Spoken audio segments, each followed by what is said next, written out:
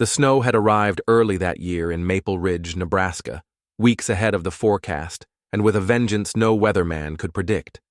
Wind howled through naked trees like ghosts calling out to each other, and fields once golden with grain now lay buried under icy silence. It was mid-November, but it already felt like February had broken in early, carrying the weight of something deeper than just weather.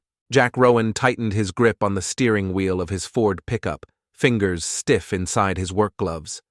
The wipers swiped uselessly at the windshield as sleet blurred the edges of everything. The heater wheezed out lukewarm air, sputtering in and out like it had given up trying, just like everything else lately. He'd made this drive home from the lumber yard 1,000 times, past the same split-rail fences, the same closed diner, the same church with the broken neon cross. But today felt different. He couldn't say why. Maybe it was the stillness, a kind of hush that settled on the land, not peaceful, but expectant. The way the road curved past the old rail yard made him instinctively slow down. He shouldn't have. Nothing ever happened here except rust and rot. Then he saw it, a shipping container, rusted red, abandoned. Nothing new, except one door was slightly ajar, trembling in the wind. He would have driven past like he always did, until he saw it. A flicker, movement, a hand, small, frantic, slapping the inside of the metal. Jack slammed the brakes. Gravel crunched. The truck skidded sideways before stopping in a groan of steel and snow. He jumped out before thinking, before fear could argue. The cold slapped him hard. His coat flapped open as he ran. Each gust sliced through him like glass, but he didn't slow down. "Hello?" he shouted, breath smoking the air. "Is someone in there?" No reply, just wind and a faint sound. Not crying, not screaming, humming, a broken, wavering lullaby. He grabbed the edge of the container door and yanked it open. The cold hit him first, a blast of musty air and rot. Then he saw them, 2 girls curled together against a moldy blanket, cheeks raw and lips blue. Twins, maybe 9 or 10. One clutched a damp paper snowflake. The other looked up, wide-eyed. "Please," she whispered, "don't tell them we hid here." Jack's heart stopped. He dropped to his knees, peeled off his coat, and wrapped it around both of them. "It's okay. You're safe now." The bolder one asked, "Are you going to call someone?" "I might," Jack said truthfully, lifting the smaller girl into his arms. "But right now, I'm getting you warm." Inside the cabin, the wood stove roared. Flames cracked like small fireworks, heating the air enough to thaw fingertips and hope. Jack had wrapped them in thick quilts and poured cocoa into mismatched mugs. The girls sat close together on the couch, their eyes following his every move. "What are your names?" he asked gently. "I'm Sophie," the bold one said. "She's Lila. We're 9 3/4." He smiled faintly. "That's pretty specific." "Our mom said numbers matter." Jack hesitated. "Where is she now?" Sophie looked down. "She left. We were staying with Aunt Carla, but she said if we cried again, she'd leave us in the woods." Jack clenched his jaw. A sharp pain sliced through his chest like splinters from a memory. He didn't speak. Instead, he walked down the hallway and knocked on a closed door. "Emily," he called softly. "You okay in there?" Silence. There almost always was. Emily Rowan hadn't spoken a word in nearly 2 years, not since the day she'd collapsed on stage during her middle school's winter recital. The whispers, the spotlight, the laughter. Something had snapped that day, and whatever it was had taken her voice with it. Diagnosed with selective mutism, Emily became a ghost inside her own home, communicating in shrugs, glances, and once a single written note. Jack had tried everything: therapy, music, even a military-grade cognitive feedback headset used for PTSD patients, borrowed from a friend who worked in veteran neuro rehab command. But nothing helped. Still, he waited. Back in the living room, Sophie hummed quietly while sipping her cocoa. It wasn't a real tune, just a soft, aimless melody. Lila closed her eyes and joined in, their voices like the wings of moths brushing through air. Broken, unsure, but alive. The hallway door creaked. Emily stepped out barefoot, wearing Jack's oversized flannel. Her hair fell in dark curtains around her face. Her eyes landed on the twins. She didn't speak, but she stayed. Jack stared. Emily hadn't looked at anyone that long in months. "Hi," Sophie said gently. "You can sit with us." Emily didn't move, but she didn't leave either. She leaned against the doorframe, tilting her head slightly, listening, like a flower turning toward music. That night, after the girls had fallen asleep tangled under his old camping blankets, Jack sat alone in the kitchen. The fire was down to embers. The air smelled like pine ash and cinnamon toast. Across the room, on a shelf, sat a battered recording box, the kind used by songwriters decades ago. Inside it were the last lullabies his wife ever sang. He hadn't played them in years. He opened the box, pressed play. And for the first time in a long while, sound filled the cabin that wasn't just wind or silence. The next morning came slow and gray. Light filtered through frost-laced windows. Jack moved on instinct, making coffee, stoking the fire. He didn't expect anything, he just existed, like usual, until he saw Emily at the table.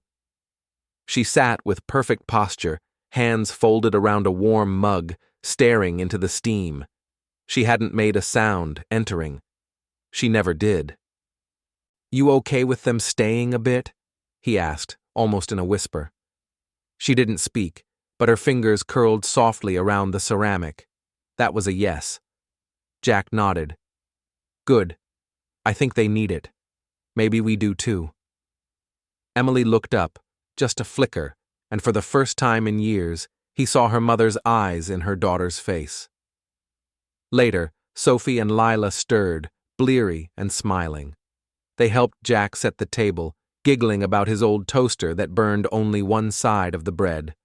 Emily watched from the hallway, half hidden. "We saved you the red plate," Lila called. "It's the only one without chips." Emily hesitated, then stepped forward. She took the plate and sat. Jack held his breath.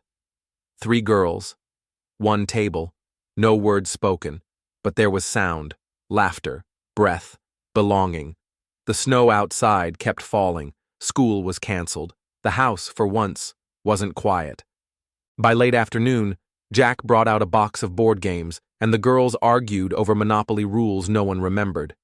Emily didn't speak, but when Sophie knocked over the bank, it was Emily who knelt to help rebuild. The smile between them was brighter than firelight. After dinner, the twins hummed again, soft and silly made-up songs. Emily stood nearby, head tilted slightly, eyes closed. Then it happened. She sang, one note, barely audible. Jack froze mid-step in the kitchen. Sophie's eyes widened. "You're singing," she whispered. Emily bolted. Jack found her curled in the back seat of the old station wagon they never drove anymore.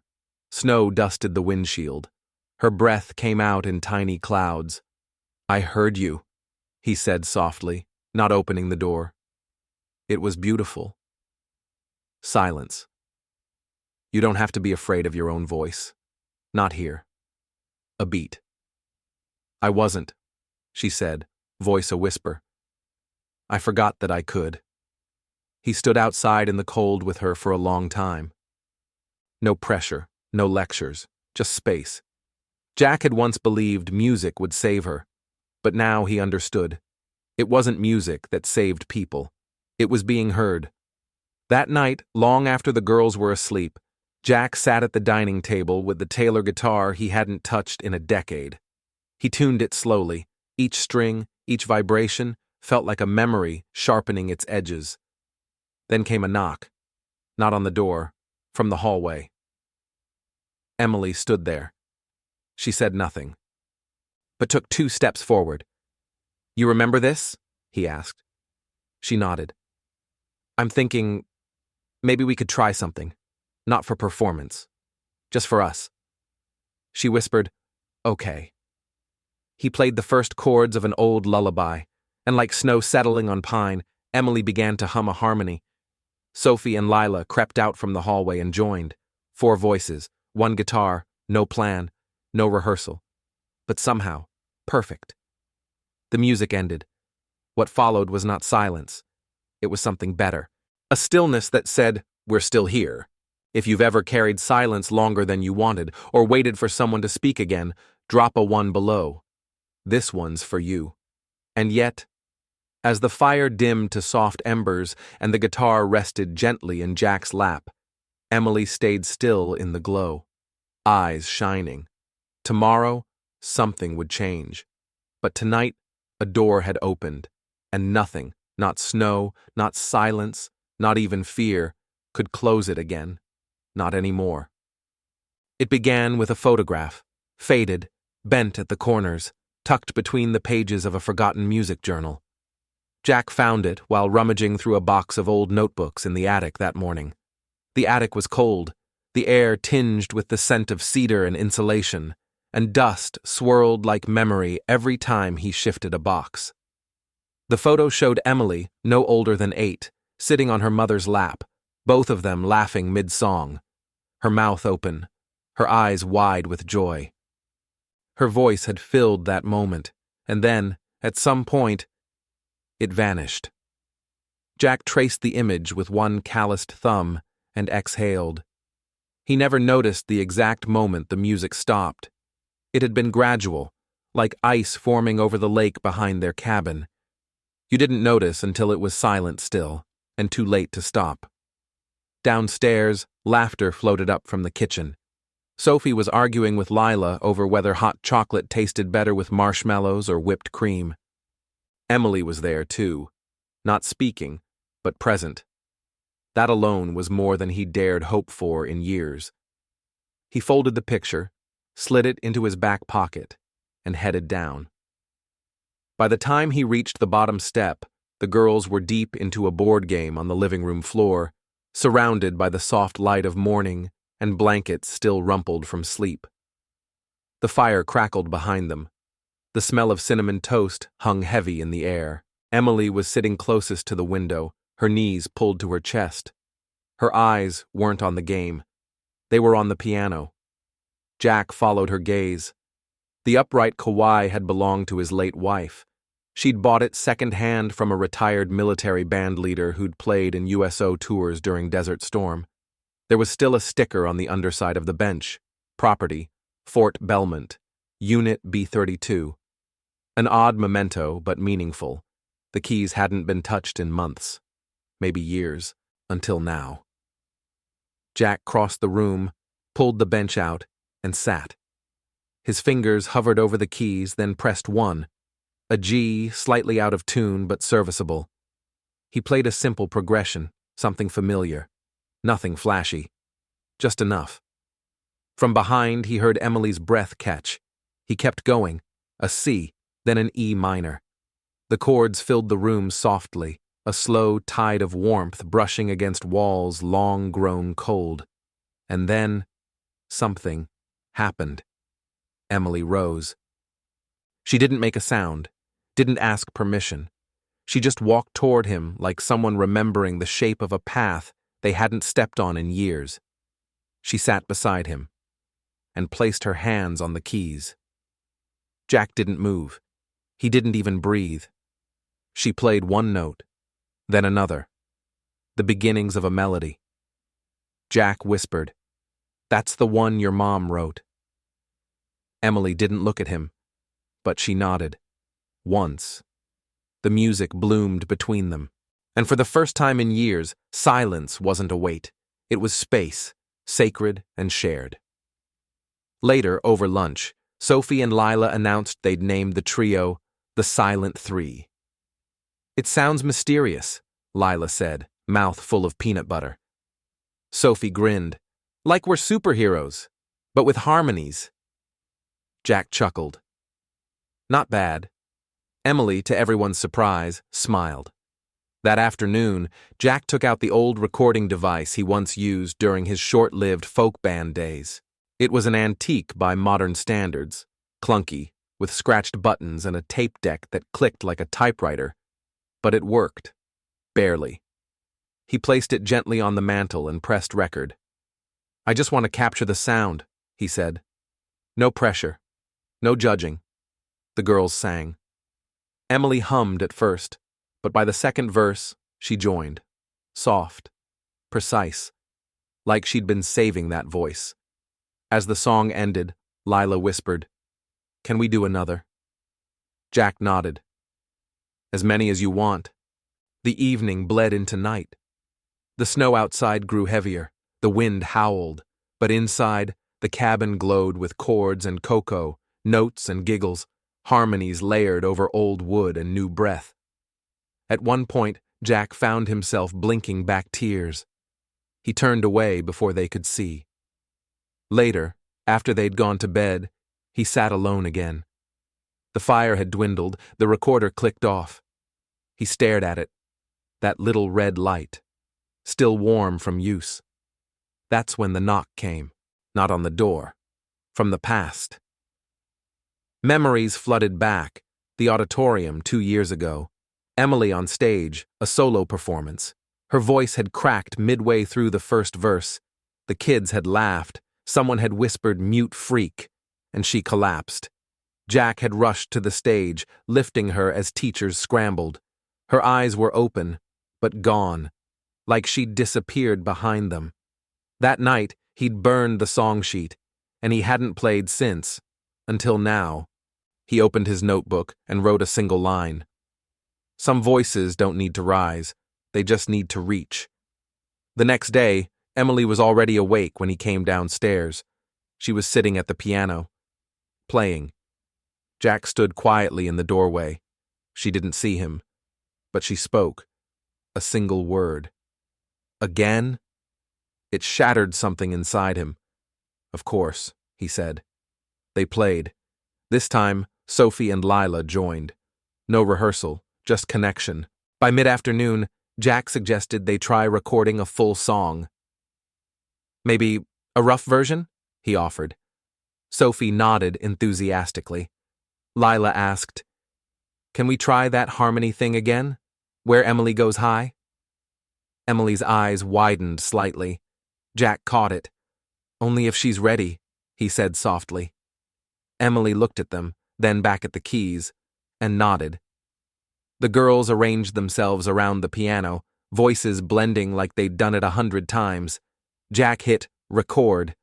The song began. It was raw, unpolished, but something in it, some fiber of truth, ran so deep it didn't matter. When they finished, none of them spoke. Even the fire crackled more quietly. Then Sophie whispered, "Can we do something crazy?" Jack raised an eyebrow. "Define crazy." "We should perform it," she said. "Like, for real, at the winter showcase."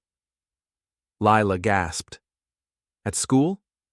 "Yeah, we've got 2 songs now, maybe 3 if we finish the one Emily started yesterday." Emily froze. Her hand trembled on the keys. Jack sat down. "That might be a bit much." "Why?" Sophie asked. "We're not scared." "That's not the point," he said carefully. "You don't always get to control how people hear you. Sometimes they laugh, not because you're bad, but because they're afraid." Emily looked away. She knew that laugh. She still heard it, but Sophie didn't back down. "Then maybe it's time someone gave them something worth understanding." Silence. Then Emily stood and walked out. Jack found her minutes later in the garage, sitting on the hood of the old Jeep under the tarp. Her breath fogged the air. "You okay?"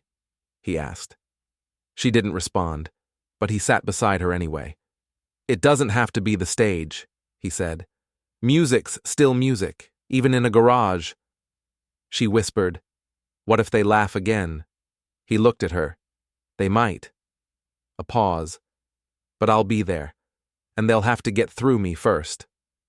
That made her smile, just barely, I used to think silence meant safety, she said. But it doesn't. No, Jack said. It just means waiting. She turned to him. Then maybe I'm done waiting. They went inside. That night, Jack tuned his guitar. Sophie and Lila built a stage out of pillows and fairy lights. Emily sat at the piano. No one spoke, but the music did. The house, long starved for song, pulsed with life. As Jack strummed the final chord, Emily looked at him. "Do you think they'll listen?" she asked. He paused. "If they're ready," he said, "they will." She nodded once. "I want to try." Jack blinked. "Try what?" She looked him in the eye. "The showcase. If you've ever had to rebuild your courage one note at a time, or if someone's voice once saved yours, drop A or just type 2. You're not alone." And yet, just as Jack began to feel hope rise again, a sound cut through the night. Not music, not laughter. The harsh ring of the landline, something that rarely happened. He picked it up. "Mr. Rowan?" came a cold voice on the other end. "This is Brenda McAdams, from the district superintendent's office. We need to talk about your daughter and these other girls." Jack's hand tightened on the receiver. His heart dropped. Not again.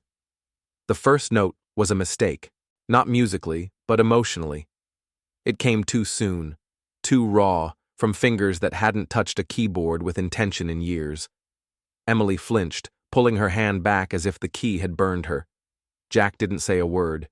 He just sat next to her on the bench, letting the silence stretch, letting her decide if the moment was worth returning to. He knew better than to rush her. They had all gathered in the living room that evening, a quiet fire glowing in the hearth, the snow outside soft as powdered sugar on the window panes. Sophie and Lila sat cross-legged on the floor, notebooks open in their laps, doodles of music staffs and song titles sketched between lyrics. One page read, "If We Were Birds." Another, "The Voice You Forgot." Emily had written neither, yet. Jack had brought down the Taylor guitar again, the one with the sticker still inside the case, from an old supply depot that had once shipped to Unit B-32, Armed Forces Morale Support. A strange relic, but fitting. This house had become a kind of unofficial bunker, shelter not from war, but from a different kind of trauma. He tuned the strings slowly, not to perfection, just to feeling. Sophie tapped her pencil against her knee. "I think we should write something new." "New?" Jack asked. "Yeah, something from now, not before everything happened. Not sad, just true." Lila nodded. "What if we used Emily's melody from the other night?" Emily didn't lift her head, but Jack saw the way her fingers moved across her lap, like she was tracing phantom keys. "I don't know if I remember it," she said, voice small. "You don't have to," Jack said gently, "but if it comes back, we'll be listening." The girls spent the next hour humming snippets of ideas, throwing out lines, testing harmonies. Jack played quietly behind them, providing a bed of sound for their ideas to rest on. Every now and then, one of them would glance at Emily, inviting her in. And slowly, like a tide returning, she moved closer. When she sat at the keyboard again, no one acknowledged it. Not even her. She just played. A minor chord, then a third, a lift. A progression bloomed. Jack stopped strumming. That was something. Emily met his eyes for a second, then turned back to the keys. "Can we record that?" Sophie asked. Jack nodded, rising quickly. He retrieved the old condenser mic from the hall closet, the one his wife used to swear had a warmer tone than anything digital. He set it up on a small tripod, wired it to a vintage laptop he hadn't opened since 2013, and adjusted the gain. "Okay," he said, room tone first. The girls fell silent. He hit record, and for 30 seconds, all that existed was the sound of a cabin breathing. Then Emily played the melody again. This time, Lila layered a harmony underneath. Sophie followed, Their voices weren't polished, they weren't in perfect sync, but they were alive. It was like watching a heartbeat find its rhythm again. When the song ended, no one spoke. Jack sat back in his chair, stunned. That was the moment he realized something had changed. This wasn't just healing. It was creation. It was rebirth. They listened to the playback twice. Then Sophie said, "We need a name." "For the song?" Jack asked. "For us." Jack leaned back, eyes narrowed. "Didn't we already land on the Silent Three?" "Too sad," Lila said. "Too temporary," Sophie added. Emily looked up. "What about the ones who stayed?" No one responded. They didn't need to. Later that night, after the girls had gone to bed, Jack found himself outside, staring up at the sky. Stars blinked through bare branches, cold and brilliant. He pulled the photograph from his pocket, the one of his wife and daughter, and flipped it over. In faded ink, a single sentence was scrawled, "When you forget the words, sing anyway." He closed his eyes. The next morning came with a sense of urgency. Jack woke early, made pancakes shaped like guitars, and blasted Motown on the kitchen speakers. The girls stumbled out with bedhead and sleepy grins. "We're recording again today," he announced. Sophie blinked. "Why?" "Because we're onto something, and when you're onto something, you don't stop until it stops singing." Lila poured syrup over everything. "We should do that one Emily started." Emily blinked. "It's not done."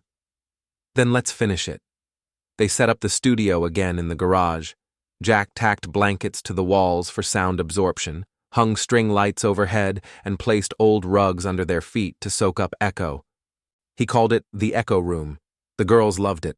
They rehearsed for hours, took breaks, laughed, argued over a bridge, rewrote the chorus, and somewhere in the middle of it all, Emily began to write lyrics, real ones, in her own notebook.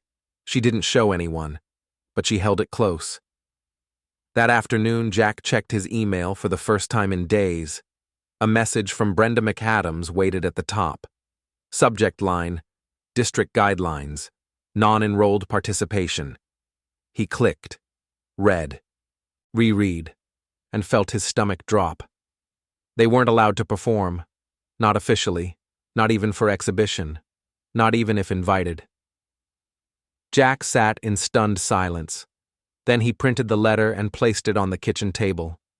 When the girls returned from a walk around the property, rosy-cheeked and giggling, he called them in. "We need to talk," he said. The energy drained from the room before he even started. He read the letter aloud. Lila's jaw tightened. Sophie blinked fast. Emily stared at the floor. "So that's it?" Sophie asked. "We just disappear again?" "No," Jack said. "We record it anyway. We send it. If they throw it away, that's on them. But they're going to hear it." He turned to Emily. "If you want to write something new, something that says what you want them to hear, now's the time." Emily didn't speak. She stood, walked to her room, and returned a moment later with her notebook. She placed it on the table. Jack opened it. The title read, "A Song for the Silent." The lyrics were simple, but powerful. For the girl in the back, who won't raise her hand. For the boy in the hall, with silence like sand. We were made for music, even if we never make a sound.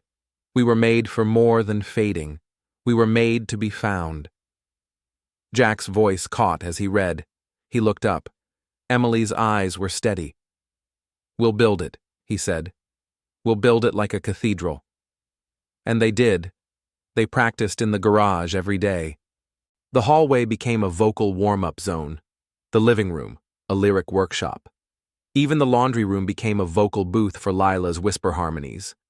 Jack wired the mic through an old Focusrite interface, monitored levels through a pair of battered studio headphones, and prayed the laptop wouldn't crash mid-take. They did full run-throughs, tracked harmonies, layered guitar. Emily played piano for the intro. Then Jack played acoustic through the chorus. Sophie handled the vocal riff on the bridge. They recorded, and recorded again. On the fourth day, Jack whispered, "This one. This is the take." He hit stop, exported the track, created a private link, then opened the district submission portal. Under group name, he typed, "The Silent Three." Under message to the jury panel, he wrote, "We know we don't meet your rules, but we hope we meet your hearts. If there's room for 3 girls who learn to sing in the cracks of the world, then maybe this song is for you too." He hovered over submit, then clicked. The next day, while picking up eggs at the local grocery store, he heard it. A voice behind him, sarcastic, sharp. Must be easy getting attention with a sad story. Jack turned. Darryl Crane, father of a boy who once bullied Emily, banker, church deacon, politician in the making. Jack said nothing. Darryl smirked. "Just saying. People work hard to earn the spotlight. Some folks just cry their way to it." Jack's jaw clenched. He stepped closer. Calm. Quiet. "They worked," he said, "harder than anyone, and they earned every second." Darryl raised an eyebrow. "Well, don't expect everyone to clap just because you wrapped a melody around a pity party." Jack didn't flinch. "Some songs," he said, "aren't meant for men like you," and walked away. That evening, Jack found Emily sitting at the piano. Not playing, just sitting. The fire flickered. Snow fell outside. "I saw him," she said. "I know. He thinks it's weakness. He's wrong." Emily turned. "I'm not scared of the song." "I know. I'm scared of what comes after." Jack nodded. "So am I." She looked at him, then reached for the keys. "Let's finish it," she said. He smiled. She pressed the first note. "If you've ever had to fight for your voice to be heard, if you've been told your pain was just for pity, leave a 3. Let's prove otherwise." And as the final notes of a song for the silent echoed through the small house in Maple Ridge, a ping sounded from Jack's laptop, a new email, from an unknown address. Subject line, "Youth Arts Gala, consideration for headliner." Jack clicked, and what he read made his heart stop. The gym smelled like sweat and old waxed floors. Fluorescent lights buzzed overhead like anxious bees, and folding chairs lined the edges of the auditorium in rigid rows, waiting for parents with smartphones and plastic applause. Jack stood at the back, guitar case in hand, watching the girls peek through a narrow tear in the curtain. His heart beat too loud in his ears, not because he didn't believe in them, but because he did, and he knew how cruel a stage could be. Sophie's voice broke the tension first. "We're last on the list." Lila leaned closer, pointing to the program sheet. "14th act, right after the baton twirlers." "No one even knows it's us," Sophie added, glancing nervously around. Emily said nothing. She stood slightly behind them, arms folded across her chest, eyes focused on the floor. She hadn't spoken in nearly an hour. Not a word since they arrived. But she hadn't bolted either. She was still here. That was something. Jack kneeled beside them. "You okay?" Sophie nodded. Lila shrugged. Emily pressed her fingers together tightly, a silent ritual of grounding. Jack had learned to read her cues like music. That gesture meant, "I'm here, but don't talk to me yet." He nodded. "Got it." The gym filled slowly. Parents trickled in with winter coats and coffee cups. A few teachers stood by the bleachers, whispering and pointing. Brenda McAdams hadn't come, Jack had checked. But her influence was still everywhere. The girls' names weren't listed. The announcement would be generic. "A surprise student trio," the MC had said, flipping through cue cards without interest. "Surprise," Jack had muttered under his breath.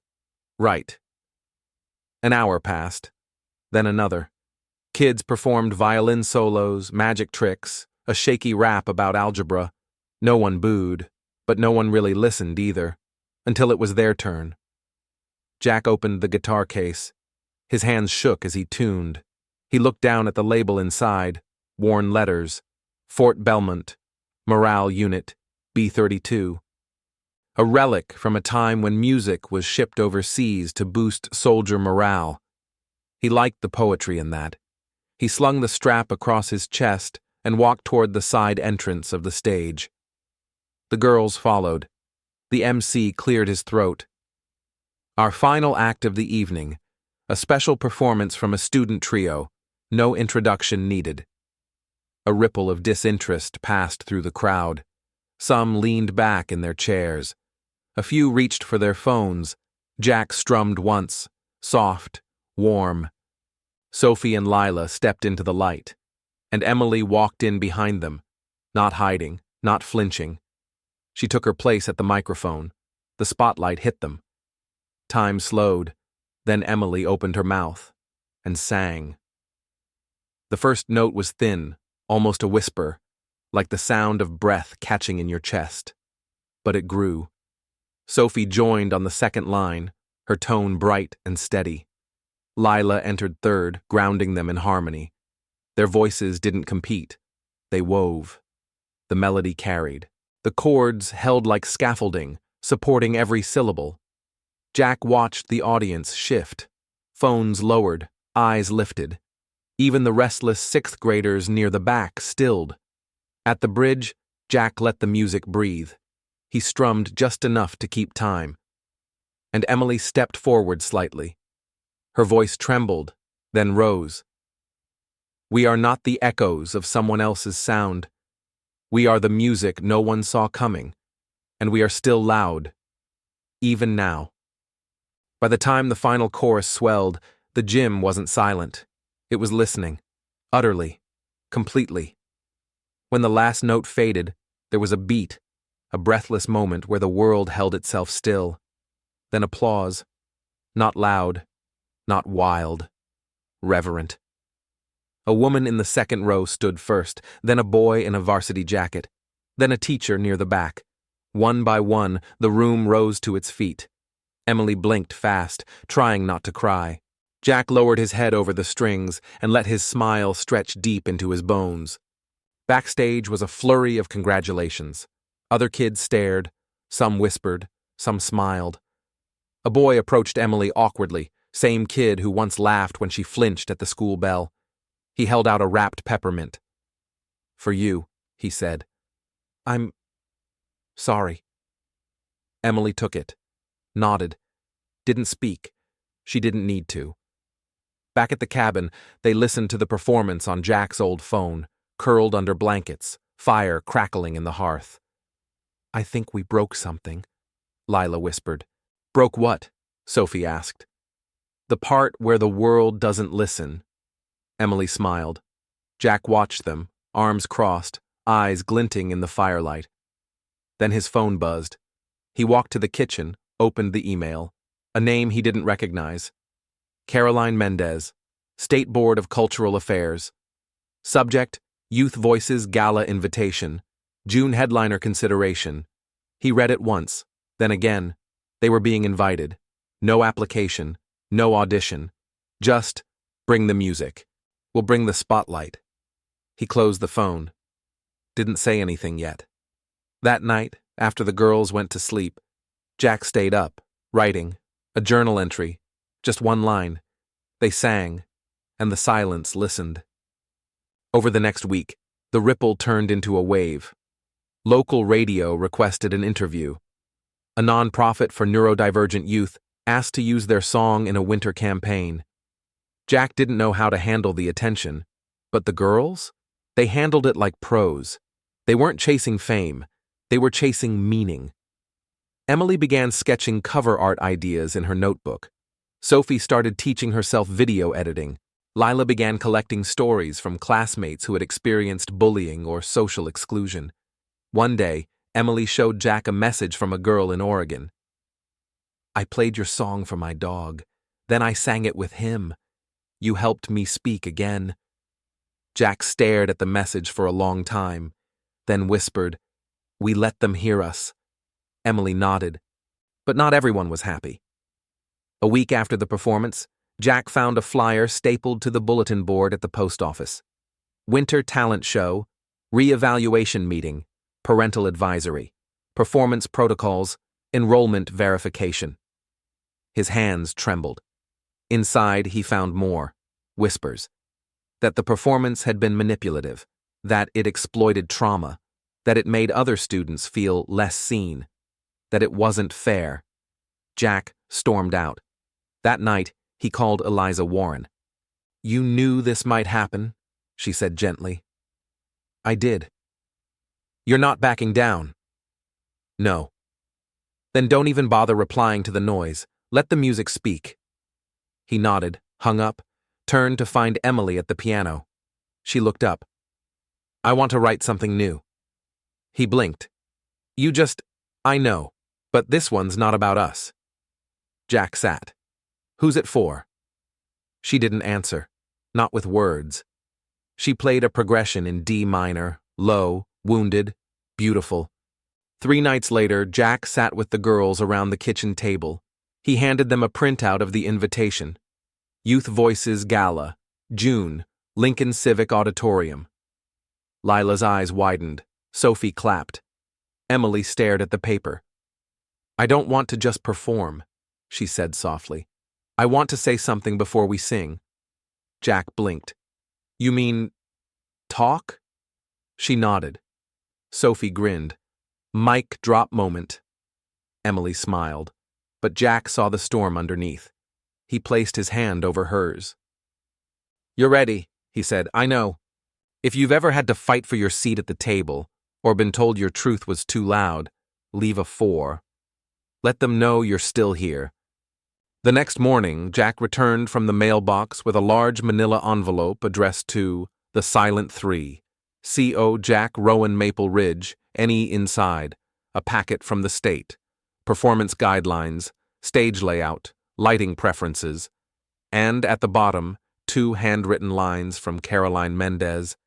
"You broke the room in half. We'd be honored to have you close the gala." Jack stared at the words, then looked up at the sound of the piano. Emily was playing something new, not a lullaby. Not a cry, a declaration.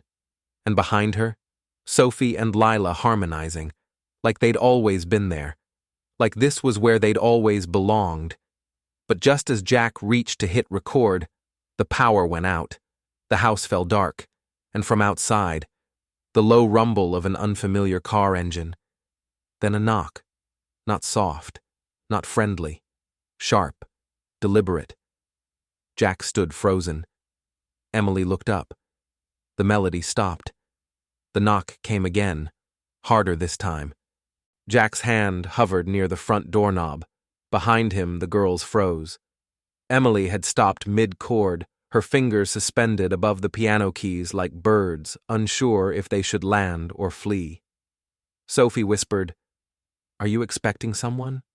"No," Jack said. His voice was even, but every muscle in his body was alert.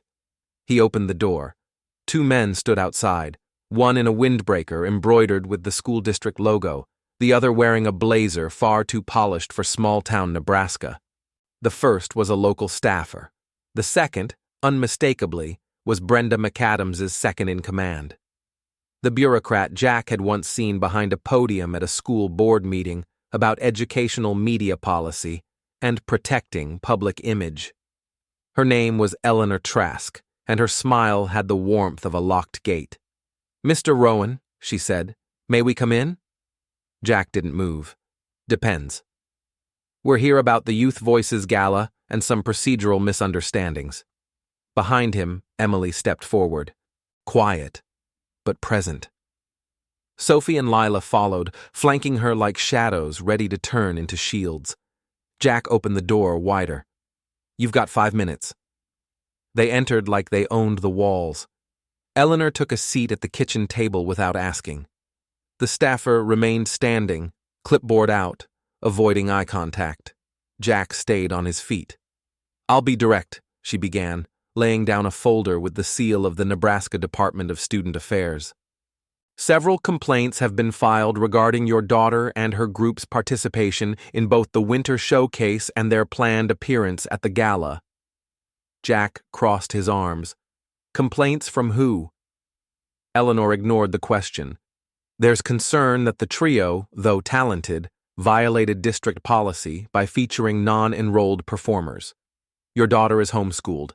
The other two girls are listed as temporary placements under a guardianship transfer not yet finalized. That creates complications. Jack stiffened. They sang, that's all. And you recorded them, she said, and submitted that recording as an official entry. He didn't blink. I did, and I'd do it again. Eleanor tapped her pen against the folder. Mr. Rowan, rules exist to protect the integrity of our programs. You circumvented formal channels. That's a violation of Section 46A under the Youth Participation Code of Conduct. Jack nearly laughed. You're citing a code like we smuggled a bioagent from Lab B32. I'm citing a code, she replied calmly, because people are watching. Funders, local media, state liaisons, and what they saw was a father exploiting a tragic story to gain stage time. The words hit like ice water. Emily's shoulders tensed. Lila's fists clenched.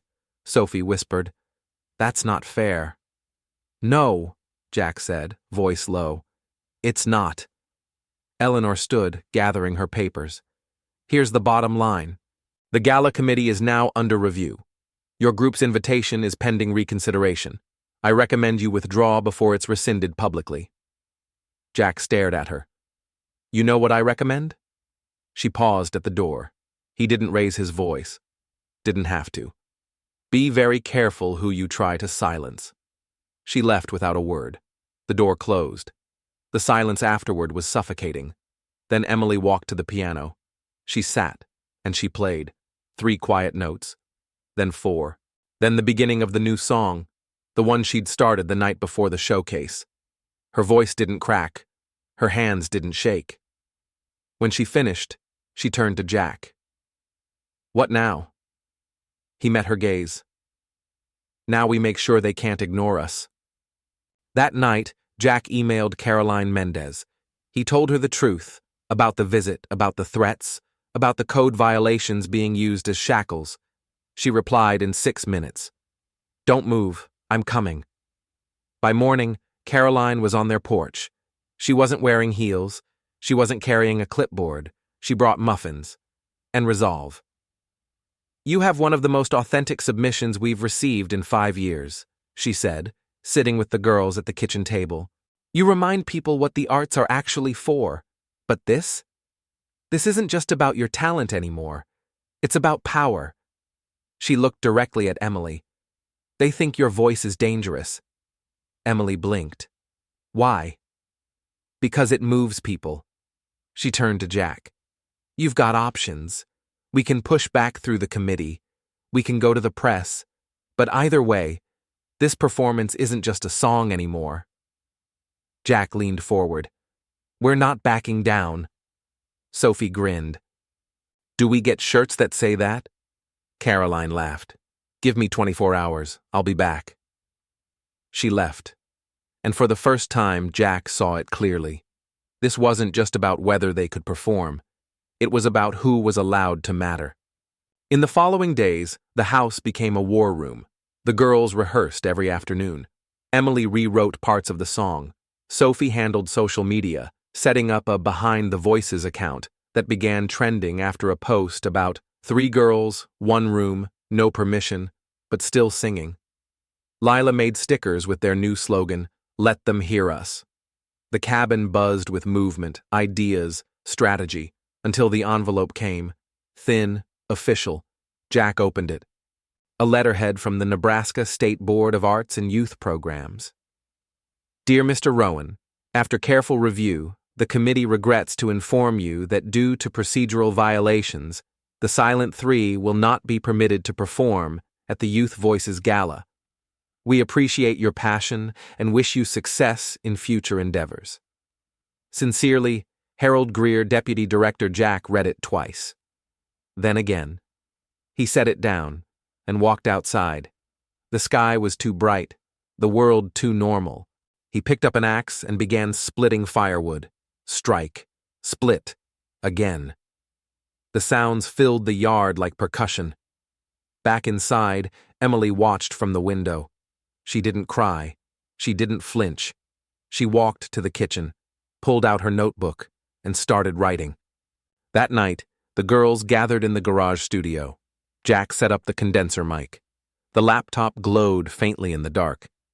Emily opened to a new page. The title at the top read, "A Song for the One They Forgot." She looked at them, then began. To the kid who speaks in pictures, to the girl who reads lips like poetry, to the boy whose hands are louder than his voice. This song is for you, not to ask for space, but to take it. The chorus built slow, then strong, layered harmonies, a driving rhythm beneath. Sophie's voice soared, Lila's anchored, Emily's shimmered through the bridge like light-breaking glass. Jack barely breathed. When it ended, no one moved. Then he said, "We're releasing it." Sophie blinked. "What?" "Tonight, online, no permission, no committee, just the truth." Emily nodded. "Do it." They uploaded the track, set the release for midnight. Title, "The Song They Didn't Want You to Hear." Hashtags, "Chal Let Them Hear Us, Char the Silent." 3. Youth Voices Matter. By morning, it had 14,000 plays. By noon, 50,000. By evening, local news called. Then NPR. Then a viral tweet. 3 girls just tore down the walls of arts elitism with one harmony. Listen. The state board was silent, but people were not. If you've ever had to make noise just to prove you're real, if your silence was mistaken for weakness, type 5. This one's for you. Days later, Caroline returned. Not alone. She brought a lawyer and a new letter, this one from the Federal Youth Cultural Equity Task Force. It wasn't a threat. It was an invitation. The Silent Three had been selected to headline a national youth showcase in D.C. No board interference, no red tape, just come, sing, be heard. Jack handed the letter to Emily. She read it, then passed it to Sophie, then Lila, and then she said, "So we build something louder than rules." Jack nodded. "You already are." That night they rehearsed again. Same garage, same mic, same warmth, but something had shifted. It wasn't just rebellion now, it was movement. The power had turned back on, the walls had cracked, and through them, music rose. But just before midnight, Jack got a call, from an unknown number. A voice he hadn't heard in 2 years, low, gravelly. "Jack?" He froze. "Yeah?" "It's me, Colton." The man who walked out of Emily's life after the breakdown. Her uncle, her mother's brother, a man who hadn't spoken since the funeral. "I heard the song," Colton said. Jack gripped the phone tighter. "I think it's time you knew the whole story." It started with a name Jack hadn't heard in over 2 years, and a story he didn't know he was still carrying like shrapnel in his ribs. "Jack, it's Colton." The voice was lower than he remembered, ragged, hesitant. A man who'd left town under fog and scandal now calling like a ghost, unsure if he should haunt or be forgiven. "I heard the song," Colton continued. "The song they didn't want you to hear. It's hers, isn't it?" Jack tightened his grip on the phone. "Whose?" Colton paused. Then, "Lee's." Emily's mother. Jack hadn't heard her name spoken aloud in months, maybe longer. It hit like a shot of winter air to the lungs. "You need to come see her files," Colton said. "I kept them, after the breakdown, before she left." "What kind of files?" "She was working on something, music therapy research, deep stuff, grant-funded. She called it Echo Recovery. But there's more to it. It connects to what Emily's doing now. I think someone buried it." Jack blinked. "You're serious?" "I wouldn't have called if I wasn't." Then the line went dead. The next day, Jack drove 3 hours east through frozen back roads to a 1-story ranch house that sagged like a held breath. Colton answered the door wearing a thermal undershirt and jeans. His beard was thicker now, gray streaking his jaw like smoke. Inside, the air smelled of cedar and forgotten coffee. "You still play?" Jack asked. Colton nodded toward the corner, a battered amp, a Strat with a snapped E-string. Jack chuckled softly. Guess we both kept something broken. Colton led him to a locked cabinet. Inside, a stack of manila folders, a hard drive, and a faded military-grade field notebook marked with a sticker that read, Property, NIH Trial, B-32, 2011. Jack froze. That's a real lab. Colton nodded. Lee worked with veterans who had aphasia, selective mutism after blast trauma. She believed music could rebuild speech pathways better than language therapy. They called it Project Harmony at first, then Echo Recovery.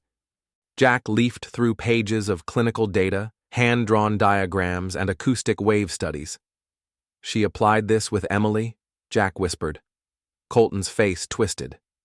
They shut her down before she could finish, called it unlicensed testing on minors, even though she never harmed anyone.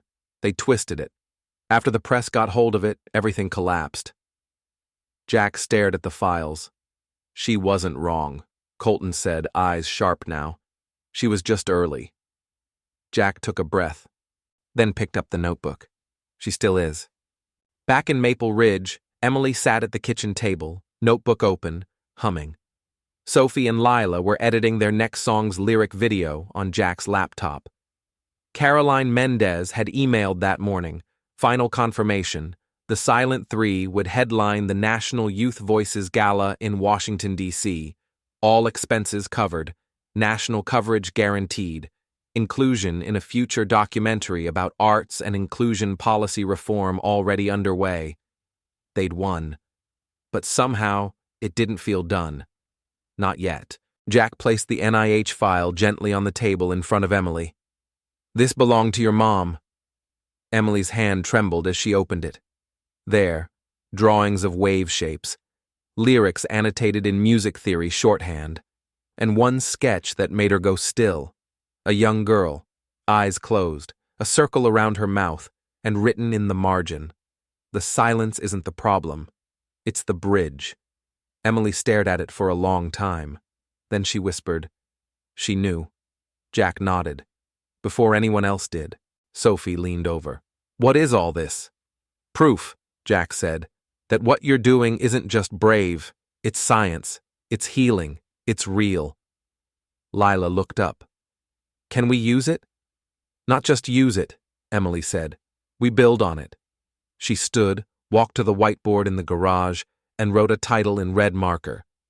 The Pushback Project. A movement for kids who were told their voice wasn't valid. Jack just watched her, and somewhere deep in his chest, something old cracked open. That week, they launched the website. They shared their research. They dropped 3 unreleased tracks, including a remix of their original Song for the Silent, this time featuring voice recordings from kids across the country who'd submitted snippets of their own stories. The song went viral. Over 2 million streams in 4 days, and a surprising email arrived in Jack's inbox. Subject: Joint Request for Congressional Testimony, House Subcommittee on Arts and Equity in Education. He read it 3 times. They wanted Emily, on record, to testify about music therapy, youth exclusion, and systemic artistic gatekeeping. Jack sat down. Emily came up behind him, reading over his shoulder. I want to do it, she said. He turned. You sure? I have my voice now, she said. It's time I use it. The trip to D.C. was surreal. The National Gala performance drew a crowd of nearly 2,000, educators, journalists, senators, artists. The Silent Three wore all black with hand-painted jackets bearing the phrase, "We sing anyway." Emily spoke before the first chord. To every kid who was told, sit down, stay quiet, that's not for you, this is for you. They played. The room didn't just listen, it exhaled. When they finished, there were tears and thunder. The kind of applause that felt like justice cracking through concrete. But the pushback came hard. A conservative media outlet ran a piece headlined, Viral Teen Trio Sparks Culture War in the Classroom. They called Emily's speech Emotional manipulation. They accused Jack of exploiting trauma. They published old court documents from Emily's guardianship battle. Social media lit up, half in love, half on fire.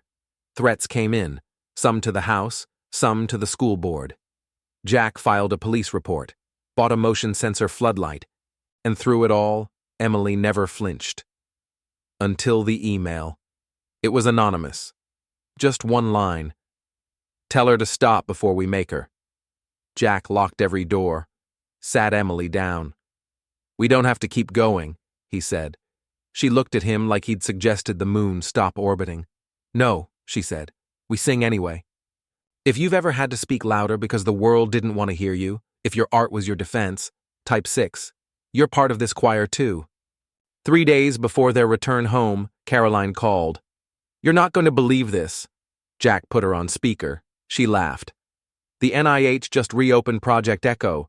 Your performance triggered a re-review of Lee's findings.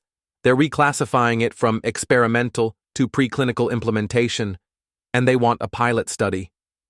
Jack's throat closed. Caroline continued. "They want the Silent Three to help design the curriculum."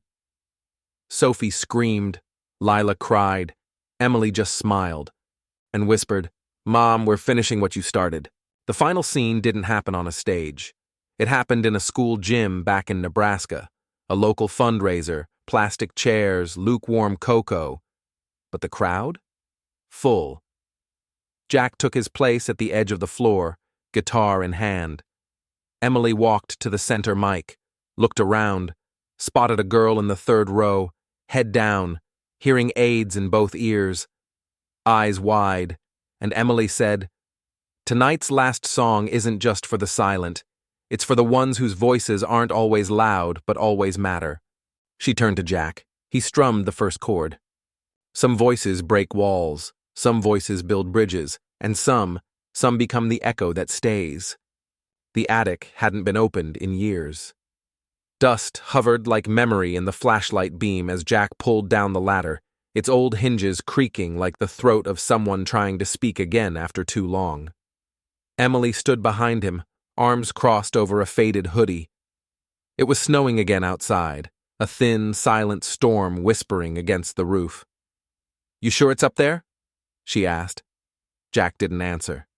He climbed the first rung, then the next. At the top, forgotten Christmas bins, a box labeled "Lay Vocals Do Not Touch," and a long rectangular case shoved beneath a tarp. Jack's breath caught. He crouched, wiped his hand across the lid. The black leather was cracked at the corners. The brass latch was rusted. But the initials still showed faintly. LR. He opened it. Inside, wrapped in a blue wool scarf, was the guitar Lee had used during her first tour. Before Emily, before the research, before everything collapsed. The Martin D18 Custom. She called it Echo. Emily climbed up beside him. "Is that?" He nodded. "Your mom's." She didn't say anything, just reached out. Her fingers hovered over the strings but didn't press. "I don't think I'm supposed to play it. You're the only one who is." Jack handed her the guitar. She sat down on the attic floor, legs crossed, snow tapping against the roof like metronome beats. She tuned it by ear, slowly. The G string was loose. The bridge needed oil. But when she strummed the first chord, it sang. Low, familiar, not perfect, but real. Back downstairs, Sophie and Lila had set up a makeshift storyboarding session in the living room. Sticky notes lined the walls, color-coded plot points for a documentary they were planning to produce about the movement they had sparked, the Pushback Project. Sophie held up one titled, "The Letter That Wasn't Meant to Be Read." Lila nodded. End of Act 2, right before the confrontation. Emily walked in carrying the guitar. The room went still. "You guys," she said, then hesitated. "I think I found her." They didn't record that night. Instead, they listened. Emily sat in the middle of the living room, the Martin resting in her lap, her voice soft but steady. She played through one of her mother's unfinished pieces, something called Lullaby for a Bridge. a melodic loop that never quite resolved.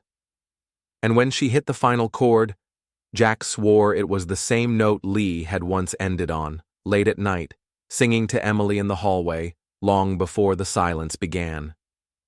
Lila's eyes were wet.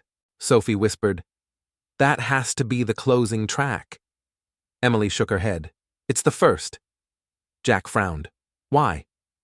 She looked up, more steel in her eyes than before. "Because it's the reason we're still singing." The next morning brought a letter, certified, stamped with the emblem of the Office of Educational Integrity. Jack read it on the porch, snow crunching beneath his boots. Improper conduct allegation, public platform misuse, ethics violation under Statute 46A. He scanned the fine print. Use of vulnerable minors in emotionally charged public broadcasts may constitute exploitation under federal review. You are advised to cease all pending engagements until the investigation is resolved. Jack crushed the paper in his hand. He went back inside. Emily was boiling water for cocoa. Lila was rearranging chords on her iPad. Sophie was running audio tests on their mic. They didn't need to hear it, but they did. Jack said it plain. "They're trying to silence us. Officially." Sophie's jaw clenched. "What now?" Emily looked at the Martin, then at Jack. "We don't wait," she said. "We record the entire album. Tonight." The garage became something else that night. Not just a studio, a sanctuary. Jack wrapped the walls in quilts. They plugged in every available mic, an old condenser, a USB portable, even a lav clipped to Emily's shirt for backup. They called it the last session, just in case. Track 1, Lullaby for a Bridge. Emily solo, one take. The Martin trembling slightly, her voice cutting through memory like moonlight. Track 2, To the Girl Who Doesn't Speak. Sophie leading, a fast rhythm, clipped breaths, lyrics that burned. Track 3, 47 seconds of silence, just ambient room tone, the same length as the voicemail Emily never got from her mom the night she left. Track 4, Echo Room. Lila humming layered beneath guitar feedback. They recorded it in total darkness. Jack hit stop with a shaking hand. Around 2 a.m., Sophie collapsed onto a pile of sleeping bags. "Is this what revolution sounds like?" she mumbled. Jack smiled. "No." They all looked at him. He pointed toward Emily. "She is." Emily didn't smile, but her eyes said, "We're not done." They released the album at dawn. No label, no PR, just a post. This is what happens when you try to silence daughters, orphans, listeners. This is not just music. It's memory. It's fire. It's proof. The Silent Three. Within hours, it exploded. The title? The Forgotten Guitar. Hashtag, This Was Never Silent by Evening. 3.2 million plays. And then, something strange. An anonymous donation. Large. From someone listed only as Unit 46A. Jack stared at the transfer confirmation. Then his phone buzzed. A message, unmarked. One line. "Meet us at the Civic Center, midnight. Bring the guitar." If you've ever held something broken and made music with it anyway, if your voice came from something they tried to bury, leave a 7. You're part of this song now. Midnight. Lincoln Civic Center. Empty parking lot. The air sharp enough to slice. Emily stepped out first. Martin slung over her shoulder. Jack followed, flanked by Lila and Sophie. Inside the atrium, a woman waited. Caroline Mendez. Next to her, a man in uniform, military, tall, gray hair, eyes that didn't blink. He stepped forward. "Jack Rowan?" "Yes. I'm Colonel Elias Herron. I served with Lee during her initial harmony trials. I knew she was right." He gestured toward Emily. "And I know she still is." Jack raised an eyebrow. "What is this?" Colonel Herron handed him a folder. Inside, a proposal. Reinstatement of Echo Recovery as a federally supported therapeutic arts program. Trial locations, funding lines, test sites, initial personnel lists. At the top, suggested lead researcher Emily Rowan. Emily blinked. I'm 16. Heron nodded. And already doing more for youth trauma recovery than the last 3 NIH panels combined. Jack shook his head. They'll fight this. Caroline smiled. They already are, but so are we. An hour later, they were back at the cabin. The girls asleep on the couch. Jack sat beside the fireplace, the Martin in his lap. Emily walked in silently. She knelt beside him and placed something in his hand. A letter, sealed, Lee's handwriting. To Emily, when you finally sing. Jack stared at it, then looked at her. You sure? Emily nodded. He handed it back. She opened it, read, and then read it again. Tears streamed silently. Jack waited. When she finally spoke, her voice barely trembled. She said the guitar was never hers. Jack's eyes narrowed. What do you mean? She said it belonged to the one who picks up where she stopped. Emily wiped her eyes. I think that's me. She picked up the Martin, sat beside Jack, and started to play. No song, just sound. Warm, alive.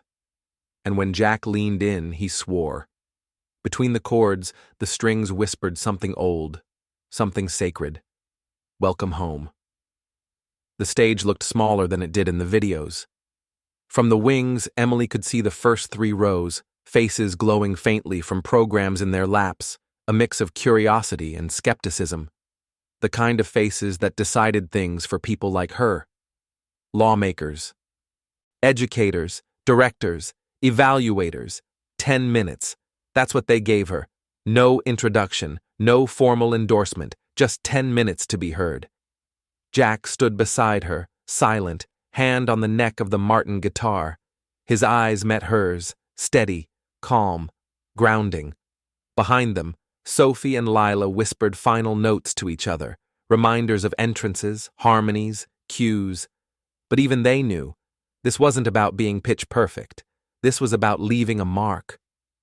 Emily adjusted the mic stand herself. She refused a tech's help. Her hands trembled slightly, not from fear, but from the weight of knowing this was more than a performance. This was testimony. She looked down at the crowd, then directly at Senator Kane, seated near the front. She'd recognized him from the committee hearings. He was the one who once called their project well-meaning but artistically indulgent. Her voice didn't shake when she started. My name is Emily Rowan. I used to be silent. Not because I didn't have a voice, but because I didn't know anyone would wait long enough to hear it. A pause. They were listening. I'm here on behalf of every student labeled too sensitive, too different, too much. I'm here for the kids who don't test well, who doodle in the margins, who hum instead of speak. I'm here for my mom, Lee Rowan, who built the foundation of a therapy model that was buried under politics. And I'm here for myself, because I am done being quiet. She stepped back. Sophie strummed the first chord. The Martin filled the room like memory, warm, clear, imperfect. They launched into Lullaby for a bridge, but this time they didn't sing the original.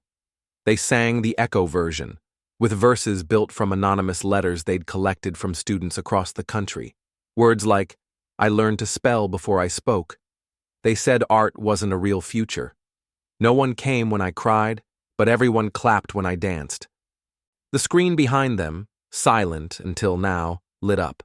Images, short phrases, faces of kids, schools, chalkboards, letters, a photo of Lee in the middle of a test room, her arms around a child with cochlear implants.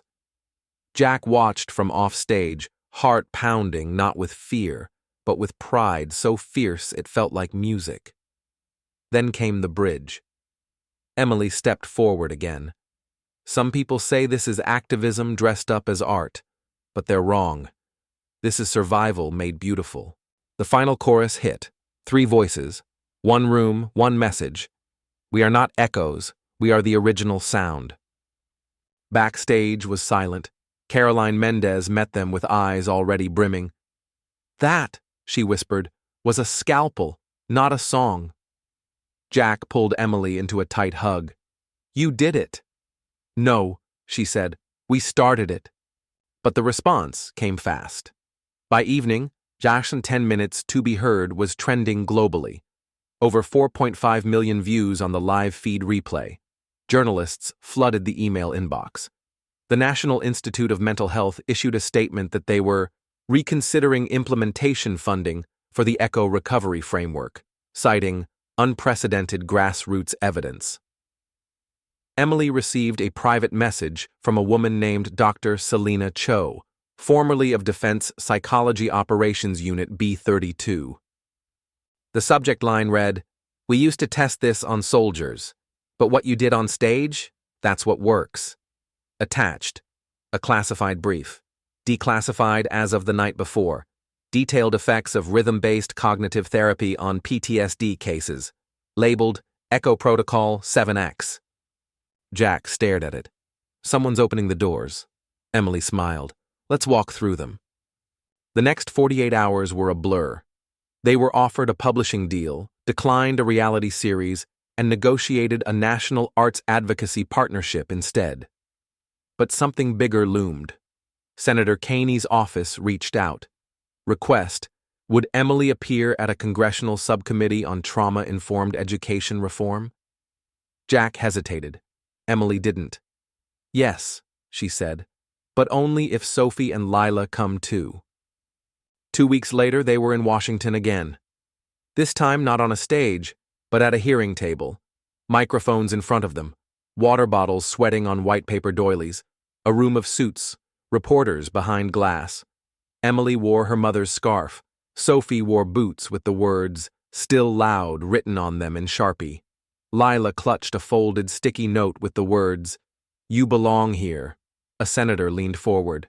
"Miss Rowan, why do you believe what you're doing is necessary?" Emily didn't blink.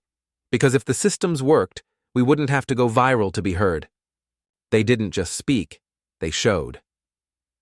Emily played a segment from their unreleased Track Department 46A, a poetic audio takedown of the legal code used to silence their first performance. They built it like a beat drop. The chorus sang, "This isn't a violation, this is vindication." Senators didn't know whether to applaud or file motions, but one thing was clear. Something had shifted. The air, the structure, the room. If you've ever had less than 10 minutes to prove your worth, if someone tried to squeeze your soul into a form field, drop a 8 in the comments. This moment is for you. That night, at the hotel, Jack brought out a package. Small, wrapped in brown paper. He handed it to Emily. She opened it. Inside, a photo. Lee, in front of the Martin, holding Emily at 5 years old. On the back, in Lee's handwriting, "If they don't give you the stage, build one." Emily looked up. Tears welled. Jack nodded. "So what now?" She didn't answer right away. Then she said, "We make space." The Pushback Project expanded rapidly, workshops in 5 cities, pilot studies with university partners, a podcast, a full-length documentary, This Is Not Silence, premiering at Sundance. They toured, not for fame, for fire. At each show, they saved 10 minutes at the end. 10 minutes for someone in the audience to come up and sing their truth. No spotlight, no pressure, just room. At one show in Minneapolis, a boy named Raphael stepped up. He wore noise-canceling headphones, held a ukulele like it was armor. He didn't speak, just played, then whispered, "I never thought anyone wanted to hear me." The room cracked open. The very last show of the tour was in a small town in Oregon. The venue? A refurbished veterans facility, where Echo Recovery had once quietly died. Now, it pulsed again. Jack stood with his guitar, Emily beside him. The audience, a mix of soldiers, students, caregivers, ghosts. And Emily said, "This song's called 10 Minutes to Be Heard. We wrote it for everyone who never got them." She began to play. Sophie and Lila joined. and somewhere, beneath the chords, Jack swore. He heard Lee's voice, clear, proud, singing the bridge from a place beyond noise. And as the final note faded, a little girl in the front row stood up. She clapped once, twice, then whispered, "Again." It was the first show with no cameras, no live stream, no clapping, and that was exactly how Emily wanted it. They'd come to Briar Hill, a long-term youth care facility tucked behind a worn strip of Montana pine. No press, no press passes, just a gray concrete building with buzz-in gates, kids with trauma files thicker than school records, and stories too heavy to carry in daylight. Jack hesitated at the front desk. The security form asked for ID, next of kin, and any history with previous psychological intervention models. He scribbled Echo Recovery, pilot authorization in Sharpie. The guard didn't blink. "Your equipment's cleared, but no photos, no outside media." Emily nodded. "Are they expecting us?" Sophie asked. The nurse behind the counter gave a small smile. "They're not expecting to be seen." They were led to a multi-purpose room with faded floor tiles and foldable chairs in uneven rows. A dusty upright piano leaned in the corner like an exhale. On the far wall, someone had taped a handmade poster. "Quiet is not empty." Lila ran her fingers across the keys. Flat. Emily set down the Martin, then walked out. Jack found her near the loading dock, arms wrapped around herself like she was trying to stay inside. "You okay?" She stared at the snow falling against the fence line. "They won't clap." "I know." She turned to him. "Do you think I need it more than I thought?" Jack didn't answer right away. Then, "I think maybe the music doesn't need an echo to matter." Inside, they started with a hum, not a song, just notes, wordless, rising and falling like breath. 15 kids sat in scattered chairs, 3 counselors in the back, one girl, maybe 14, with her hoodie pulled over both eyes. Emily stood in the center. "This isn't a concert," she said. "This is a place." She strummed the first chord, lullaby for a bridge. Half the kids didn't look up. A few rocked. One boy in the back drummed his feet in sync. Sophie whispered, "That's rhythm. That's response." Emily closed her eyes, sang the first line not like a soloist, but like a prayer. Midway through the second song, a voice interrupted. Harsh, sharp, male. "Turn it off!" Emily stopped. A tall kid near the window had stood. His hands were shaking, his fists clenched, his knuckles white. "I said turn it off!" The nurse rushed forward. "It's okay, Zach. They're here to help." "No one helps," he snapped. "They come, they sing, they leave." His eyes locked on Emily. "You're just another project." The room held its breath. Emily stepped forward. "I'm not here to fix you." Zach stared. "I'm here to remember with you." He didn't sit, but he didn't leave either. She began again. Afterward, no one clapped. The kids just sat. Some blinking, some trembling. One girl whispered, "That was the first thing I didn't want to end." That was enough. Later that night, they sat in the motel room, the ceiling light flickering overhead like an old film reel. Emily was quiet. Sophie scrolled through messages they'd been tagged in. Lila sharpened pencils with a pocket knife she wasn't supposed to carry. Jack walked in holding an envelope. "From Briar Hill," he said. Inside, a card. No return name, no glitter, no signature, just 5 words. "Songs with no applause matter." Emily swallowed, then said, "That's the album title." Sophie nodded. "No streams, no credits, just tape." They recorded in a church basement in Cheyenne. The acoustics were terrible. The heater kicked on mid-take, but they captured something real, raw. Each song built from field recordings, kids whispering truth in rooms no one filmed. One track used the heartbeat of a girl named Anna, who hadn't spoken in 2 years but tapped rhythm on her IV stand. Another sampled the mechanical hum of a Model D46A sterilization unit from a retired psych facility. Lila mixed it into percussion. Jack whispered, "This feels like rebellion." Emily corrected him. "No, this feels like honoring." The album had no cover, no title, just a waveform symbol and the GPS coordinates of Briar Hill. When it dropped, no promo went out.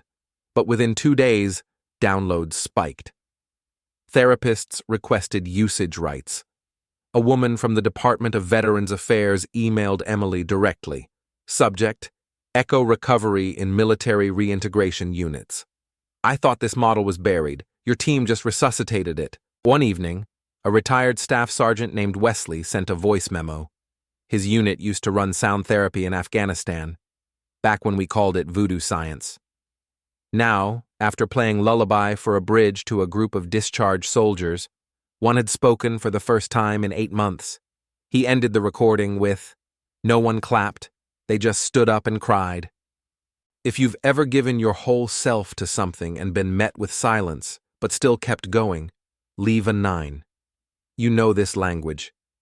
That weekend, Jack visited Lee's grave. Emily came with him. Snow covered the old stone.